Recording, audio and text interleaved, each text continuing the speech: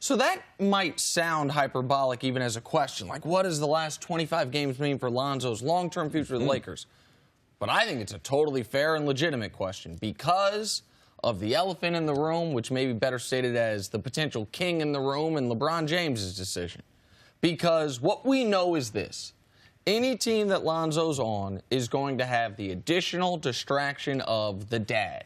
Everything that swirls around it, whether it's questioning the coach, questioning his white teammates at UCLA, questioning Lonzo's future free agency, talking about the brothers coming there, all of that. Now, you will deal with that if Lonzo's a star, if Lonzo looks like he is going to turn into a star. But if Lonzo is just a good point guard in this league, point guard's as deep as it's ever been in NBA history right now. You've got guys like Jeff Teague's a good player. He's not one of the 20 best point guards in basketball. Like, this is one of the reasons why Damian Lillard couldn't make All-Star games for so long, even though he's awesome. When you are trying to sell LeBron on Los Angeles this summer, man, if Lonzo does not play well down the stretch, and he had turned a corner over the last about 12, 15 games he had played, it would not surprise me if one of the prerequisites to LeBron and maybe Paul George or LeBron and Boogie Cousins coming there is we don't need this added distraction. Now, it's different if he's playing great. So that's why I think it is very important that Lonzo continues on the trajectory he was over the last dozen games before the injury. Yeah, I'm not going to get into the LeBron thing because what he's trying to accomplish, it doesn't change if LeBron or anyone else is trying to join the Lakers. We drafted him for a reason. Magic Johnson drafted him for a reason. And they expect in this time that he's missed, you mentioned January 13th since he's been out, they expect him to continue to develop as a player. That's what's really important. All the other things are going to take care of themselves. Well, they're going to take care of themselves. And if you don't develop as a player, well, not any player, but certain players might not want to join the Lakers. So for me, it's not all these other things. It's about I'm responsible for my own development. At the second half of the season, is he going to get better? All right? He played a window where he was bad. Then he had a window where he started to improve. Then he got hurt. Now, after that, let's see how he adjusts to the NBA that shouldn't be foreign to him. Let's see if he gets the rebound and throws the ball up the court 50 feet, which doesn't help in the NBA game. Does he start to push the ball? I don't think he's going to become more athletic. I don't think his shot is going to become any better. But there's certain things about the game as far as his rebounding that are very, very good aspect. I'm worried about his shot selection and can he make guys around him better? Because that right there will determine a lot as far as his career. Not how good he shoots, or the guys around him, does he make them better? As Coach Mangini says, is he a force multiplier? Then I believe the Lakers organization, they're in good hands. But just worry about your development. Don't worry about who's going to be joining the team. Take this little window, 25 games, and try to work on my game, getting better, get myself in better position for my shots, knowing where I want to get on the court and where my teammates, where they want to get on the court. Does he need to get a shot better? Like, the most disconcerting thing to me watching Lonzo, especially early on, his shot maybe improved incrementally later during that final stretch. He wasn't finishing at the like like Ben Simmons we could talk about, and he doesn't have the range on his shot. He can't shoot, but he can do so many things around the rim and the way that he can get to the basket, the physicality. Like Lonzo, to me, it's even when I'm expecting a guy that could do something at the rim, and he wasn't even able to do that. Well, this is the thing. You would thought that a guy 6'5", he'd be more athletic, and he could play above the rim. Now, he did show some leaping ability on some alley-oops and things, but his overall athleticism is not on par with the guys that we see playing the position. So he is a good basketball player, more so than being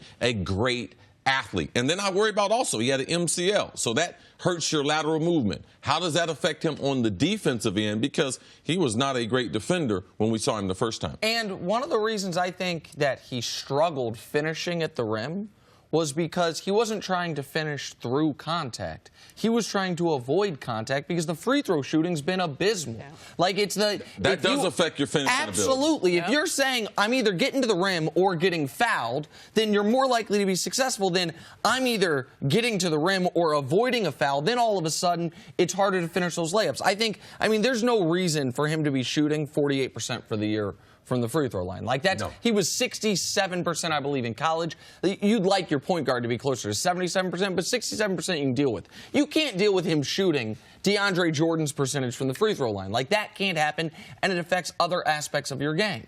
Cece, you brought up Magic Johnson, and obviously he comes in president of operations for the Lakers.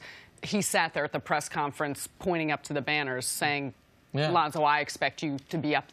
How much longer would he hold on to a player like Lonzo because of the expectations he set? Because this is one of his moves he made when first taking that position. Well, it's his first move. Right. So I believe, which also is most important, not only because of the player and if it attracts other free agents, but also the distractions off the court.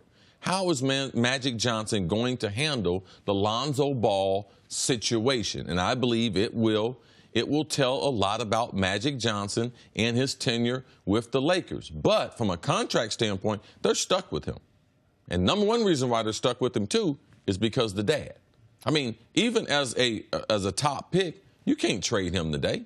Like, who would take him today? Oh, well, that one I totally disagree with you on. If they wanted to sell low on Lonzo, there's plenty of teams that would say we're young teams. So you're just saying they would have to give him away? Well, but who would give you a high first-round pick for him? No, I don't think you'd get equal value. Okay, that's what we're talking about. Okay, so the guy's only played 50 games in the NBA, played less than 50. He's been in the NBA for 50 games. You know, so right now what I'm answering the question is they're stuck with him. They're not going to give up to him after a year or 2 years because they're stuck with him for at least that rookie contract. And, by the way, I don't think anyone at this table is out on the possibility of Lonzo being an excellent player, of Lonzo justifying being the number 2 overall pick. And, again, it's a very small sample. But those last dozen games he played, all of a sudden the three-point percentage is 39%. All of a sudden he's giving you 14, 7, and 7. And you're like, okay, that is really what we were hoping to get. And he doesn't have to be a knockdown shooter. What he can't be is such a detriment that they don't even guard him out of the three-point line. Because if you are that, that's what Ben Simmons is, right? He has taken like 2 threes all year. You better be 6'10". You better be able to get to the rim and dunk on people. Yeah, Ben's ability to handle the basketball is better in his matchups than Lonzo Ball has over the point guards. And his ability to get into the lane. And if he doesn't finish, he can create a shot for his team. Everyone focuses on Game 7 when it comes to home court. You know what I like to focus on? Games 1 and 2. Like, that matters. I understand Game 7 is the most important part, but being able to start off a series at home, being able to be obviously the big favorite when you're at home, and typically being able to start out a series with a lead in the series is very important. Charles Barkley says role players play better at home than they do on the road. So it's not about the star players. It's about the other players who are able to play better in those first 2 games to get you momentum going into a long series. And when we look at the bracket, there are teams that you could face as the 2 seed that you likely wouldn't face as the 1 seed that are not teams that anyone believes can beat the Warriors. But there might be teams that can take 1 game instead of 0 or 2 games instead of 1. If we look back to the year the Warriors blew the 3-1 lead against Cleveland, prior to that, Oklahoma City blew a 3-1 lead to them. Well, prior to that, what happened?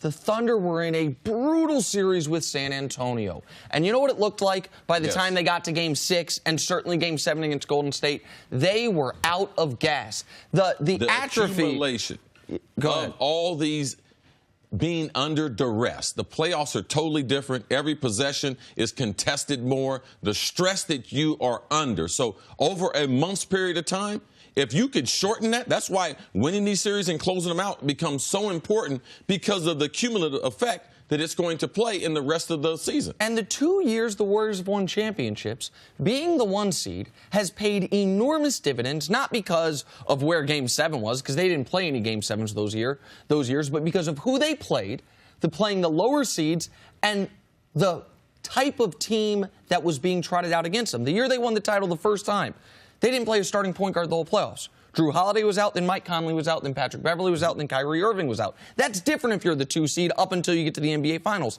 Last year, Because of the 1 seed, they get Portland in the first round. Well, Nurkic was out. Because of the 1 seed, you get Utah in round 2. Well, guess what? Rudy Gobert was out. Then you face the 2 seed, by the way, San Antonio, which looked like they were neck and neck with you until Kawhi Leonard went out. And then obviously last year in the finals, they were better than Cleveland. But being the 1 seed, here's my thing. People say, well, Nick, you don't worry about the 1 seed with Cleveland.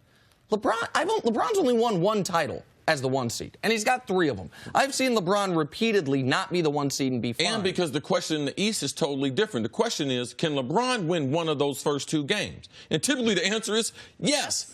We don't know. It's totally different because the level of competition and who LeBron James is. If LeBron was in the West, the seeding wouldn't matter as much as me because it would still be, can LeBron go there and win one of those games? I'll be like, yeah.